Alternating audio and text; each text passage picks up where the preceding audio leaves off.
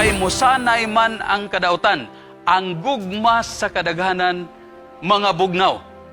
Apan siya nga mulahutay hangtod sa katapusan maluwas.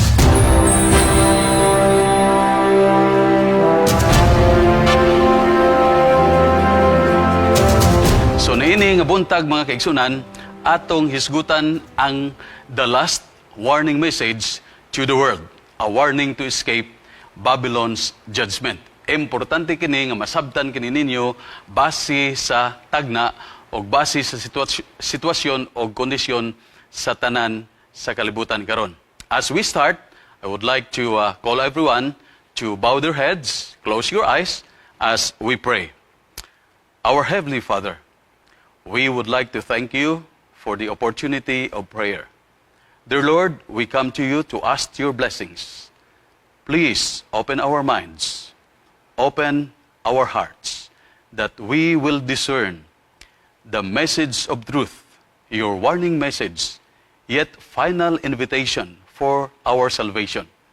I pray for our audience, for those who are watching in the television, in the internet, through Facebook, and many other platforms, that they will discover the truth, and your saints will be equipped, will be mature in their faith, and other people who are watching, who have not yet learned the truth, yet they are interested in knowing it, will decide this morning in this final message of yours as we are closing the history of earth, dear Lord. So bless us, give us wisdom and understanding, knowledge from above. In Jesus' name we pray. Amen. You know, according to scientists, adunay 1 second nga split mga kaigsunan nga nakapapaspas sa pagtuyok sa kalibutan. And this is telling us that this world is moving forward faster. And as far as the message of God is concerned, ang prophecy mga kaigsunan, dapat masayra na to. So, let us move and have this last warning message to the world, a warning to escape Babylon's judgment, mga kaigsunan.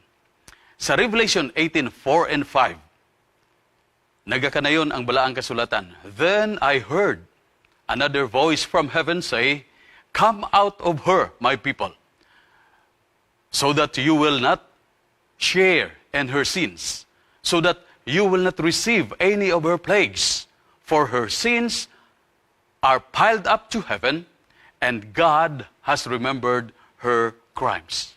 Mga kaigsunan, nadungog ko ang laing tingog gikan sa langit, nga nagkanayon, gawas kaniya katawan ko aron dili ka mahiapil sa iyang mga sala o sa iyang mga hampak. Kay ang iyang sala, ang sala sa Babylonia, mga kaigsunan,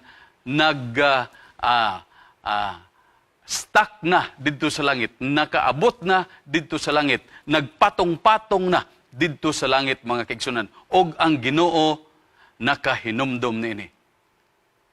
Friends, brethren, ladies and gentlemen, sa atong pagpangalagad sa Ginoo, ang Ginoo nagatan-aw diha kanato.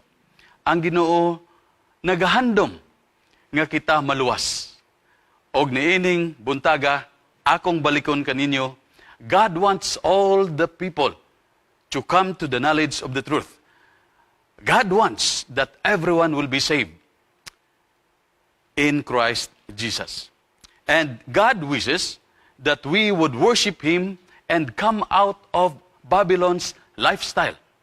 Kay kining naa sa Babylonia, mga kaigsunan, mga lifestyle kini nga gusto sa tao nga magpasayon-sayon lang.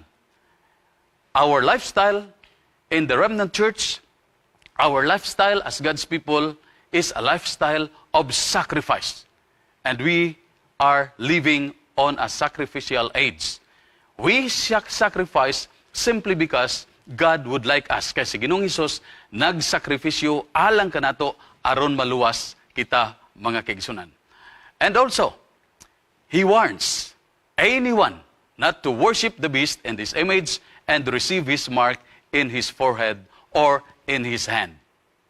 So niini, tanaw na to, ang three angels messages nga akong gipresent kaninyo is actually the remnant's prophetic mission to inform, reform, and transform the world.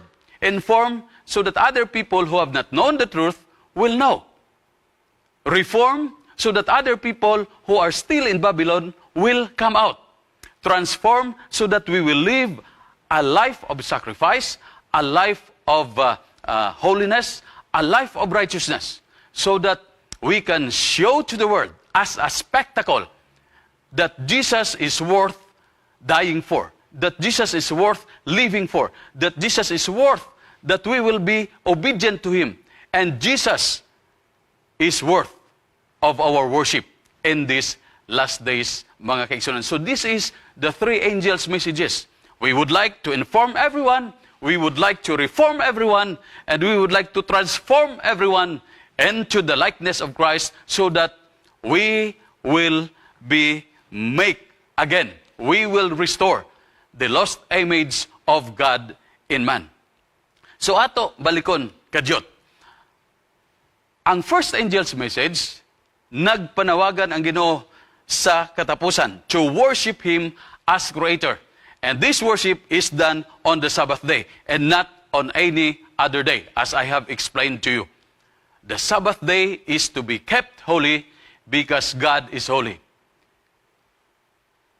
The author of the Hebrews has told his audience that we should live a holy life or lives, because without holiness, nobody can see the Lord. So if you are in God, if you observe His Sabbath, you are trying to keep it holy. And God will make you holy in these last days because God is holy and He should be worshipped.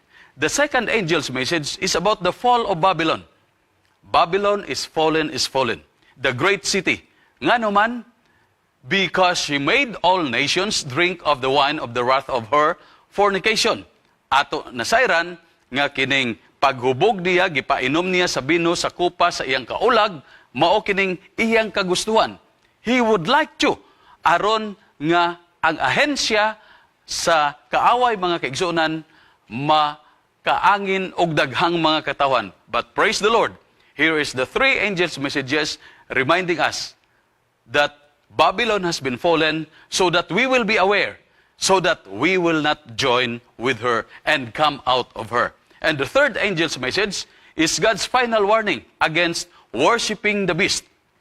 Kung ang unang manulunda, gusto niya nga kita magasimba sa Ginoo as the Creator, now this is a warning if any man will worship the beast. So we should not worship the beast. Kaya kung mag-worship kita sa beast, mga kaigsunan, makatagamtam kita sa kapungot sa Ginoo. But then, ang third angel's message has also a good reason to tell us. Kaya sa verse 12, nagkanayon siya, here is the patience of the saints. Here are they that keep the commandments of God and the faith of Jesus. So, ato tanawon balik ang last warning message to the world. This is actually a warning to escape Babylon's judgment. Kay ang Babylonia, mga kaigsunan, gihukman sa Ginoo. Sa atong tanaw sa first angel's message, fear God and give glory to Him, for the hour of His judgment has come. Part of this judgment is the judgment of the beast. It is the judgment of the prostitute woman or the whore in Revelation. It is a judgment against Babylon's system and Babylon's people, mga kaigsunan. Ato kining tanawon. God's final call naa sa pinadayag 18. Kung naa mo mga Biblia, open it, no? And Revelation, it is very interesting, once again, nga ang pinadayag mga kaigsunan nagapasabot niini kanato. So ang Revelation 18, mga kaigsunan, is actually a reinforcement of the third angel's message of Revelation 14. So dinhi, nasayran man nato kagabi ang third angel's message, karon mga kaigsunan, i-reinforce kini sa ato pa iyang pa kita, i-announce niya sa makusog nga tingog so that everybody will know the plan of salvation, the plan of God. Tanaw na to ang giingon sa balaang kasulatan. Sa verse 1, sa Revelation 18, And after these things, I saw another angel. So adunay usa ka manulunda na sab, come down from heaven, having great power. Doon na siya dako nga gahom. And the earth was lighted with His glory. Sa ato pa na hayagan, na kadawat og lamdag, na lamdagan, na sidlakan, na enlightened, mga kaigsunan, ang tibuok kalibutan diha sa iyang himaya. And verse 2, nagkanayon, fallen, fallen is Babylon the Great. Dinhi mga kaigsunan, it is also very interesting nga ato tanahon nga ang fallen, fallen kaduwa mga kaigsunan. Sa Revelation 14:8, Babylon is fallen, kaduwa mga kaigsunan, to emphasize of its great fall sa iyang gibuhat mga kaigsunan. Pero dinhi gidugangan niya, Babylon the Great. Nahimo na siyang dako mga kaigsunan. Ang Babylon niya nahimong dako. She has become a dwelling for demons and a haunt for every impure spirit. Every unclean bird, a haunt for every unclean and detestable animals. Kini siya mga kaigsunan, nagasimbolo sa nagkalain-lain nga grupo sa mga tao sa ilang pamatasan nga nakasulod diya sa Babylonia. Kay mao naman ang gipuy-an nila mga kaigsunan. Mao naman ang ilang lifestyle diha mga kaigsunan. Please remember, atong gisulti diha kaninyo diha sa sulat ni San Pablo sa kang Timoteo. 2 Timothy chapter 3 verses 1 to 5. Nga moabot ang lisod nga panahon sa katapusan nga panahon. This is the day. Mao na kini sa ato kapanahonan. This is the period of time sa ato kapanahonan karon. Kaya ang mga tao mahigugmaon na sa ilang kaugalingon, mahigugbaon sa salapi, mahigugbaon sa kahilayan. Dili na matinumanon sa ginikanan, mapasipalahon, daghan kayo ang gidescribe diha mga kaigsunan. But then sa verse 5, kung inyo tanahon, you read that. Now open your Bibles to 2 Timothy chapter 3 verse 5. Nagakanayon siya. Ang mga tao, they have this so-called form of godliness. They possess a form of godliness, but there is no power in it. Aduna kunuhay silang pagka-Diyos nun. They have this form of godliness. Pero walay kagahom ni ini. Sumala ni San Pablo sa iyang tugon sa kang Timoteo, palayo kamo ni ining mga tawana. Now, this Babylon the Great has this kind of people, mga kaigsunan. Verse 3, for all the nations, ang tanang kanasuran, have drunk the maddening wine of her adulteries. Sa ato pa, dili basta-basta ang makabuang nga bino sa iyang pakighilawas, mga kaigsunan. Sa iyang pagpanapaw ni ini. Gihubog niya ang tanan nga mga kanasuran. Buti pasabot, ang mensahe niya, ang lifestyle niya, ni appeal sa tibuok kalibutan. And then, the next sentence is telling us, the kings of the earth committed adultery with her, and the merchants of the earth grew rich from her excessive luxuries. Revelation 18, 1-3 sa New International Version, mga kaigsunan. And here is a very important call. Sa verse 4, nagkanayon siya, and 5. Then I heard another voice from heaven say, come out of her, my people. Gawas kaniya katawan ko, so that you will not share in her sins, so that you will not receive any of her plagues, for her sins are piled up to heaven, and God has remembered her crimes. Dili kini basta-basta nga tagna, mga kaigsunan. Pahinumdom kini kanato. Gawas kaniya katawan ko. Gawas kaniya. Kay ang iyang sala, mga kaigsunan, nakaabot sa langit.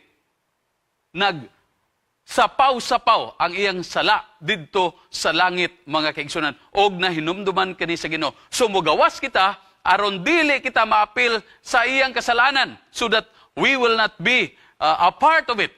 And so that we will not also receive the plagues nga giandam sa Ginoo, mga kaigsunan. Kung inyo basahon ang chapter 15, chapter 16, and chapter 17, naa diha, no? Dunay 7 ka madulunda nga adunay hampak mga kaigsunan. So kini nga hampak giandam niya, and this is to be given to Babylon the Great, mga kaigsunan. So ato sabton ang Revelation 18. Ang iyang mensahe dinhi. Gusto na ko nga masabtan ninyo kini pag-ayo, mga kaigsunan. This is actually God's final call. And this call is a call to separation. Kinahanglan nga maglain ang imo nga lifestyle. Maglain ang imong kinaiya. Meaning to say, you will separate yourselves so that your character will be the character of Jesus. We are going to copy the character of Jesus and not the character and lifestyle of Babylon.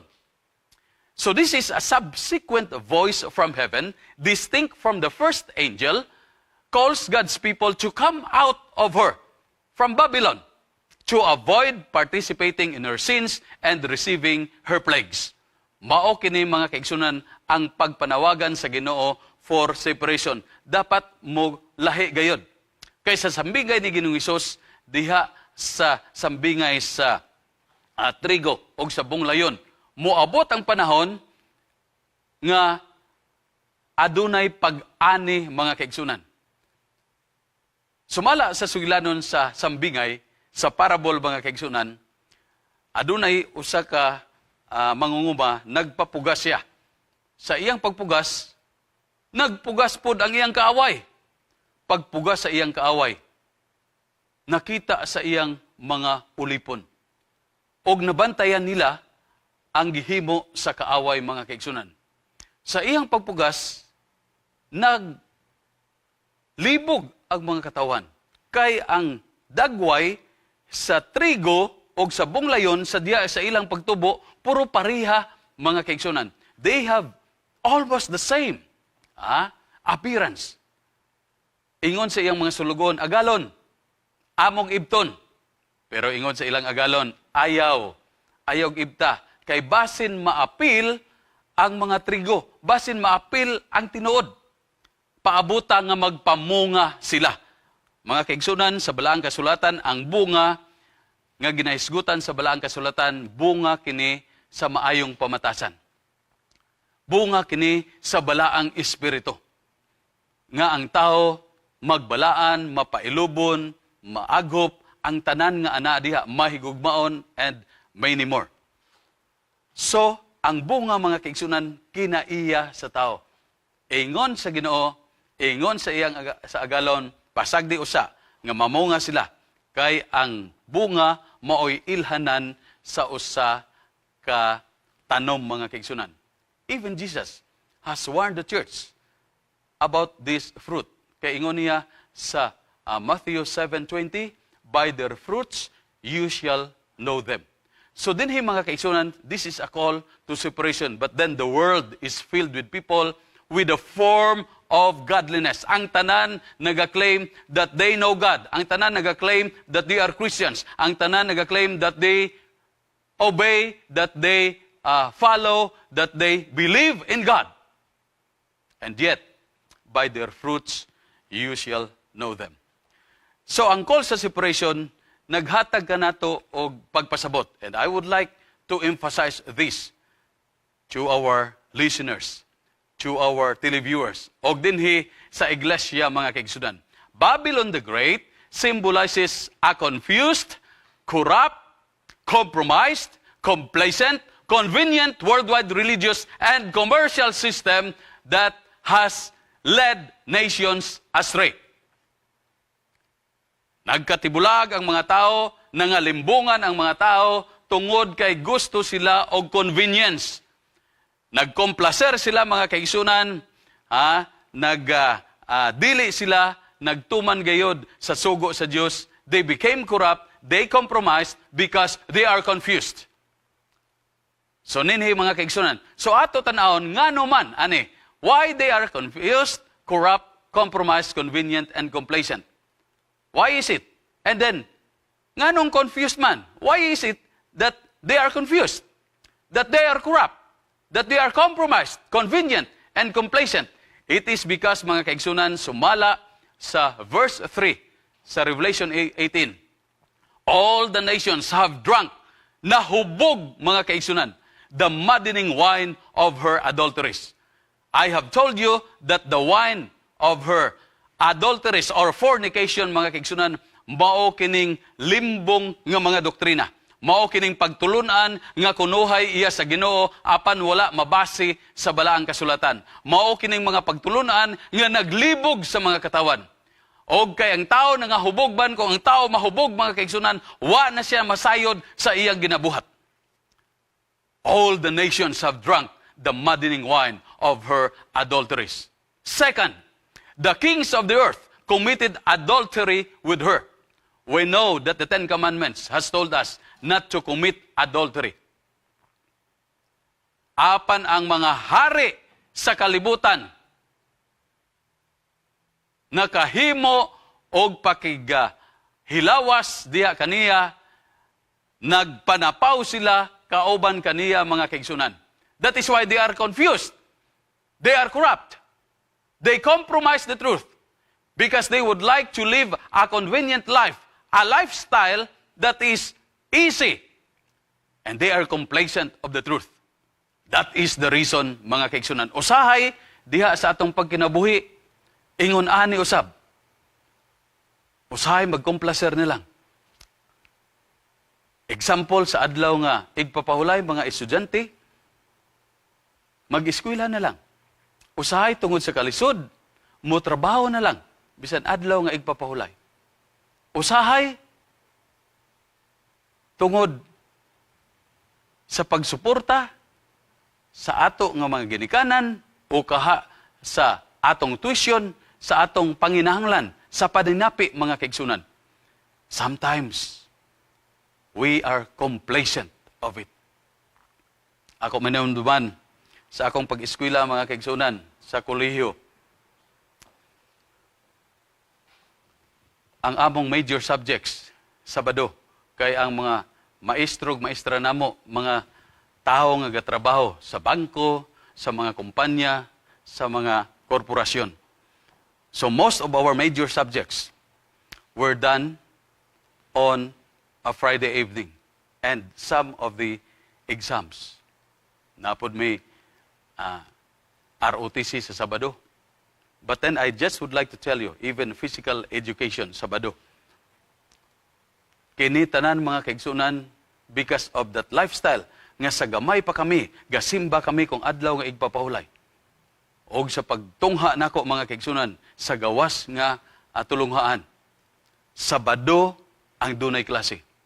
But I would like to tell the audience so that this will be an inspiration to everyone.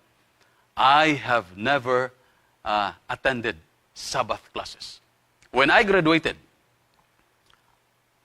I was called by a friend, mayor, to serve him in his government.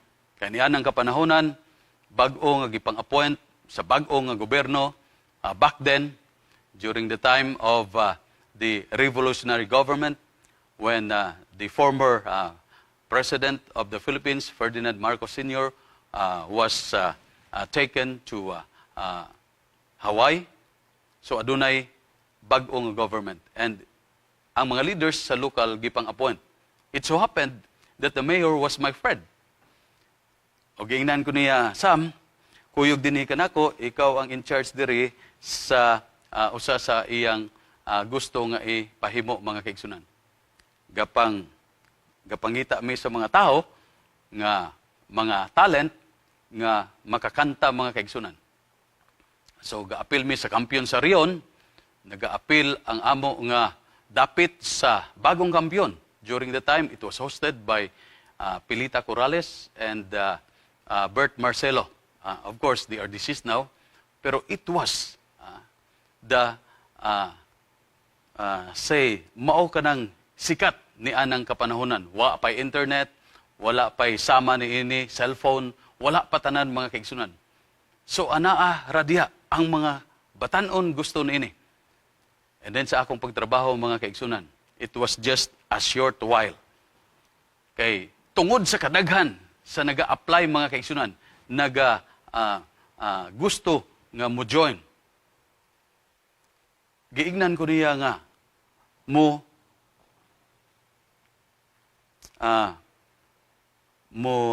overtime taman sa mga alas 7 mga kaigsunan.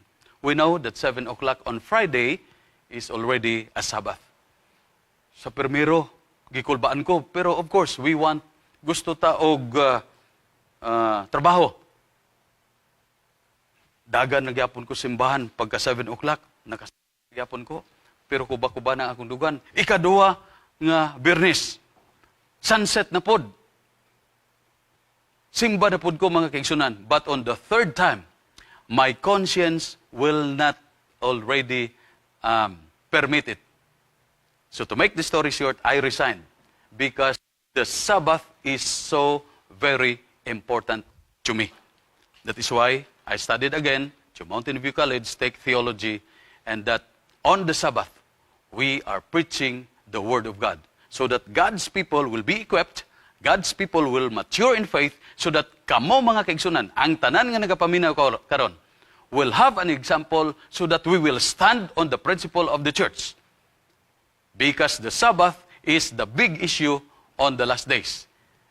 Unsa pagyud mga kaigsunan, ang iyang gimo, the merchants of the earth grew rich from her excessive luxuries. So aduna nay convenience.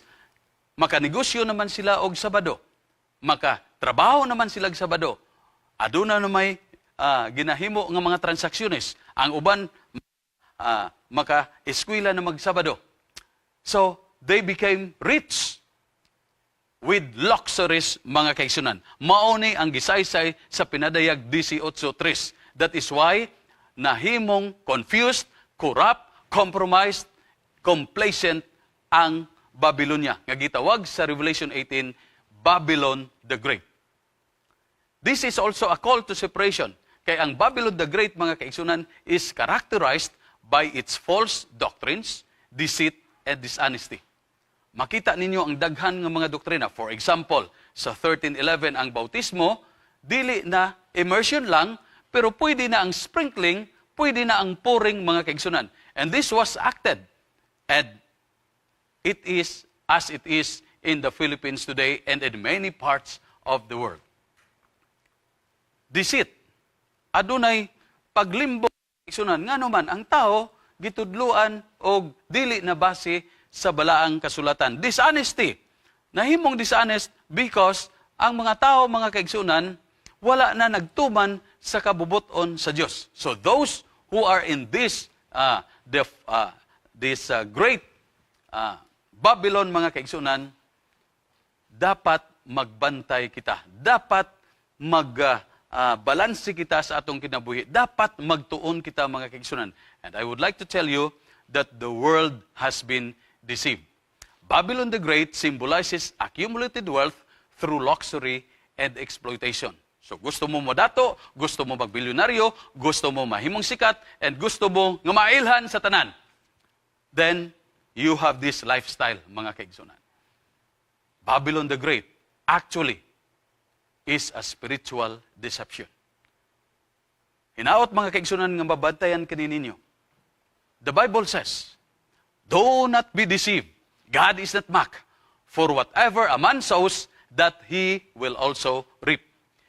Dili unta kita, mga kaigsunan, malimbungan sa kaaway. Dili unta kita malimbungan sa estilo sa panginabuhi karon, sa estilo sa pamatasan karon, sa estilo sa kalibutan karon. Gusto ang tao, they are always talking of money and money. They are always talking of power and power and power. They are always talking of possession, possession and possession. Even position in the government. Tanawa ni karon ang dinhi sa Pilipinas that is being investigated in the Senate. Billions of our tax has been corrupted by these so-called people, nga mga contractor, mga kaigsunan, sa mga flood-prone area. Nga adunay mga diki nga ginapanghimo, mga dike, mga kaigsunan, aron mapugnan ang baha. But then, inay nga mapugnan ang baha, mga kaigsunan, ni baha na hinuon. And this is what the world is about today. Corruption, it is, mga kaigsunan. So we have been corrupt, ang mga tao. But praise the Lord, when you accept Jesus as your Lord and Savior, Jesus will transform you. Jesus will reform you. And Jesus will accept you because Jesus loves you.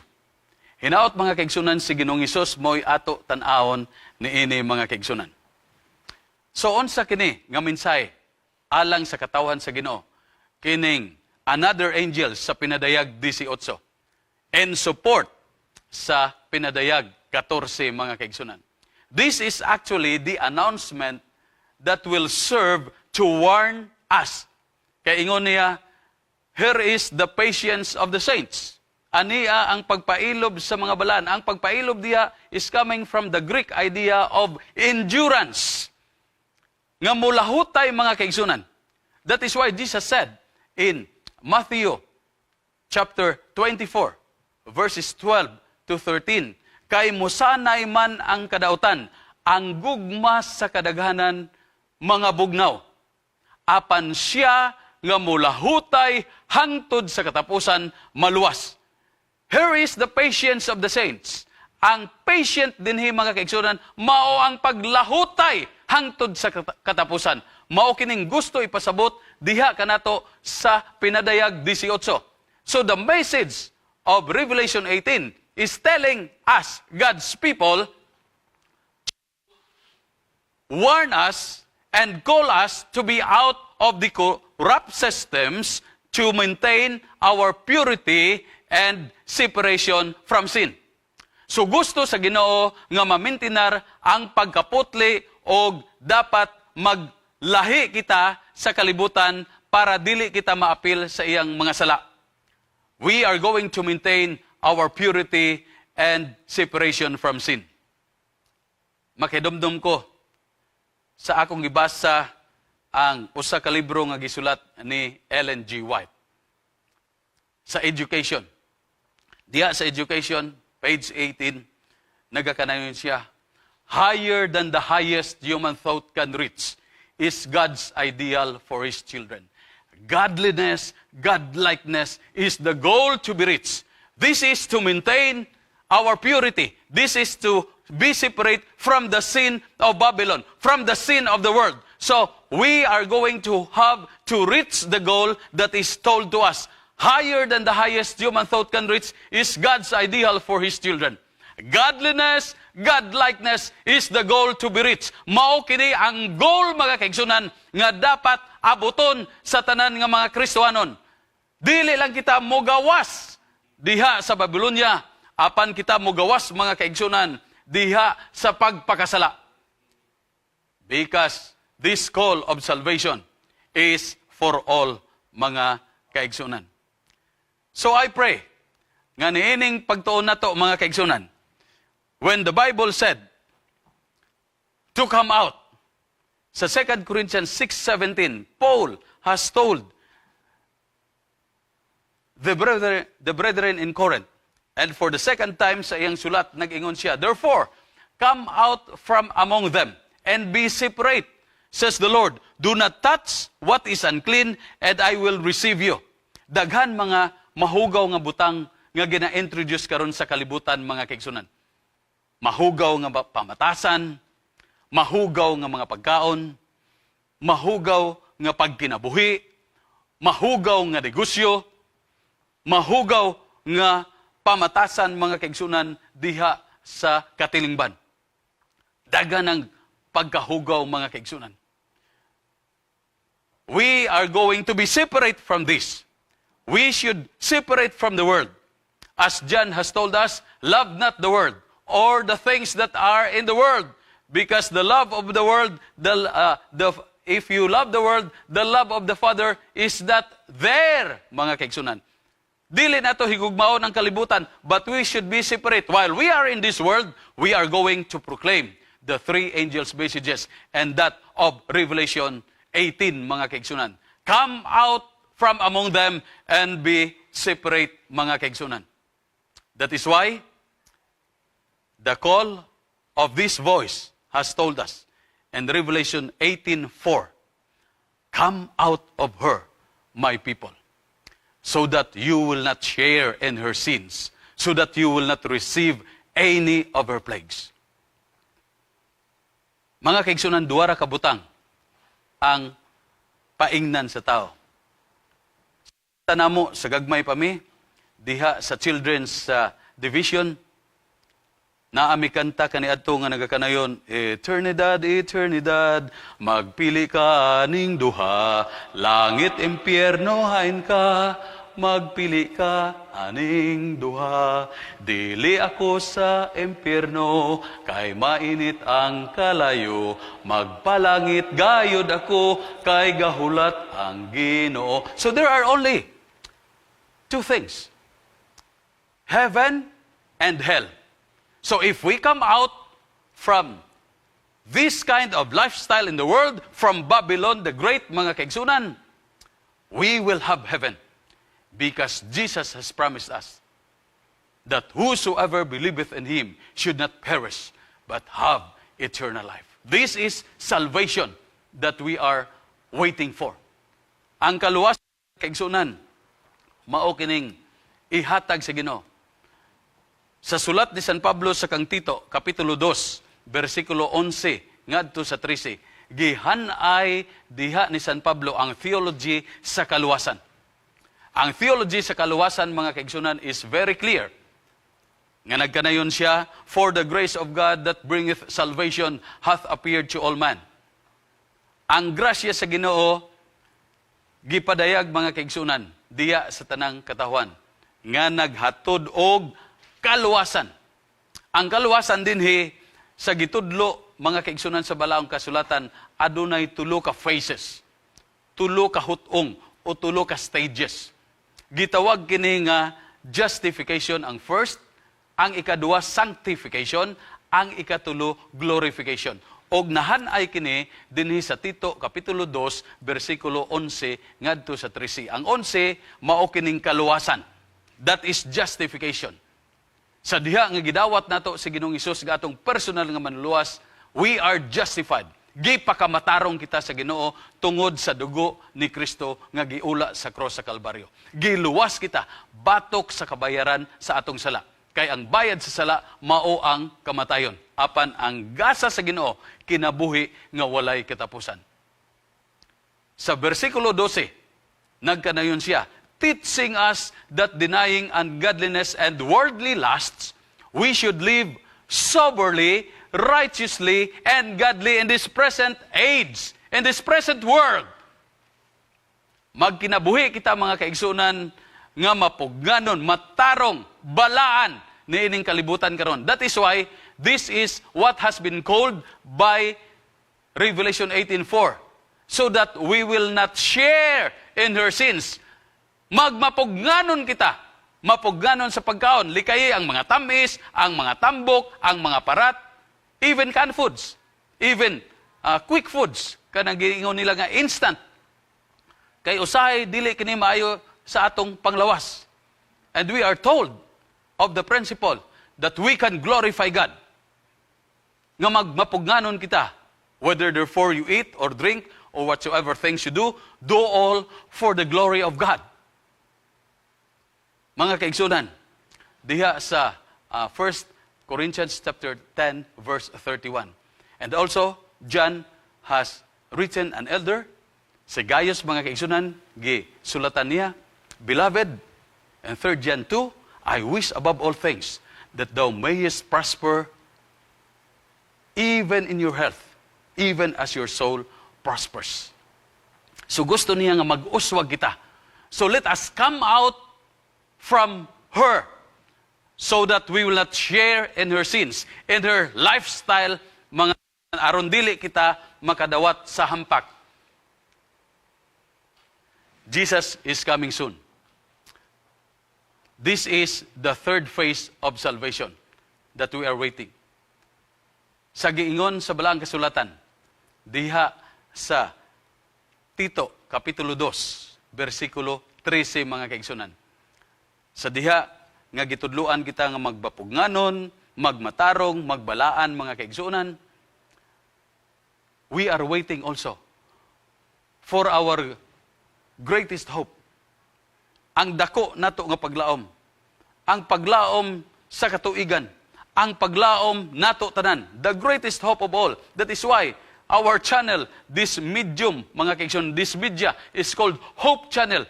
Aron makahatag og paglaom sa tanan, mga kaigsunan. Ang dako nato nga paglaom mao ang pagpadayag sa atong buhi nga Dios. Dako nga Dios, mga kaigsunan, nga si Ginoong Hesus. This is what we called in the third phase, mga kaigsoon, as glorification. The second phase, of course, is sanctification. So, sa kaluwasan, mga kaigsunan, dapat makomplito kini nato. We are now on the phase of sanctification as we are waiting to be glorified by God when He comes again. So, ato tanahon, ang tulo ka mga puntos nga gusto nako ibilin diya kaninyo. Sa pagsabot nato sa balaang kasulatan, din sa Revelation chapter 18, mga kaigsunan, that the salvation that God is offering us, may ang siya sa pagkamatarong nato, gipakamatarong kita sa Ginoo, may ang siya nga balaanon kita sa Ginoo, that is sanctification, o sa pagbalik sa Ginoo, there is glorification. Kining tulo, mga kaigsunan, this is actually salvation. Ang justification actually is salvation from the penalty of sin. Kaluwasan kini batok sa kabayaran sa sala. Ang sanctification, this is actually salvation from the power of sin. O ang tao dili makahimo nini sa iyang kaugalingon. Di ta makahimo nini. But then God rescued us through the power of the Holy Spirit. We will be made overcomers. Mag-ama mga kaigsunan niini. O ang ikatulo, we will be glorified when Jesus comes again because He has promised in John 14:1-3, let not your heart be troubled. You believe in God, believe also in me.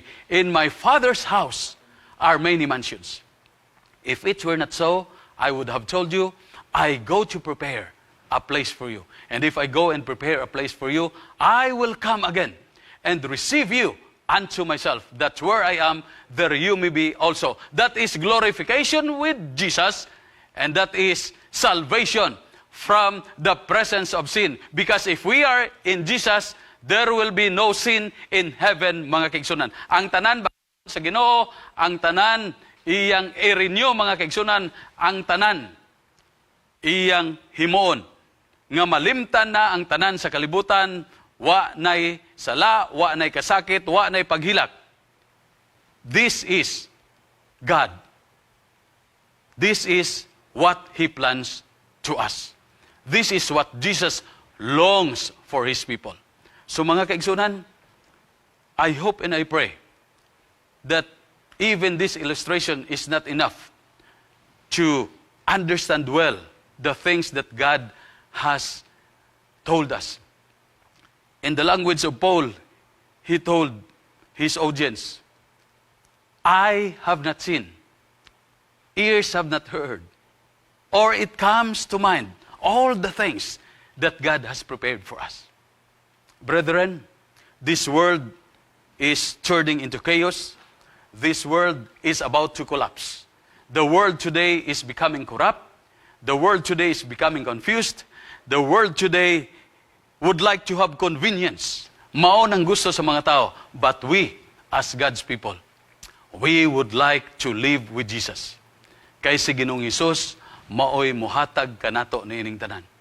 And last point, mga kaigsunan. Please, if you are watching today, try to contemplate. Because in the great controversy between Jesus and Satan, there is no neutral ground. Knowingly or unknowingly, consciously or unconsciously, you are siding one of them. I would like to be on the side of Jesus. Amen? We would like to be on the side of Jesus. May God bless you, and may God will help all of us accomplish all these things. Come out of her, my people, that you will not be partakers of her sins and her plagues. Let us pray. Our most gracious, kind, and heavenly Father, we thank you for the opportunity of knowing the truth. We thank you that you have exposed through the three angels' messages the plan of salvation, the plan of true worship, that we are going to recognize you in these last days as Lord and Savior, Creator of the world. And that all of us will come out of Babylon. Bless your people, bless the listeners, bless the audience, bless our brethren, that all of us, dear Lord, will be equipped by the knowledge of the truth and will always side to the Lord Jesus Christ. Accept us as your mere believers in Christ Jesus. Accept us just as we are. And I pray, Father, that you, when you will come the second time, all of us will be there to join hands and ascend to heaven so that we will meet you in the clouds of heaven and live with you forever and ever and ever. Thank you, dear Lord, for hearing our prayer. We entrust everything unto your care. In Jesus' name we pray. Amen.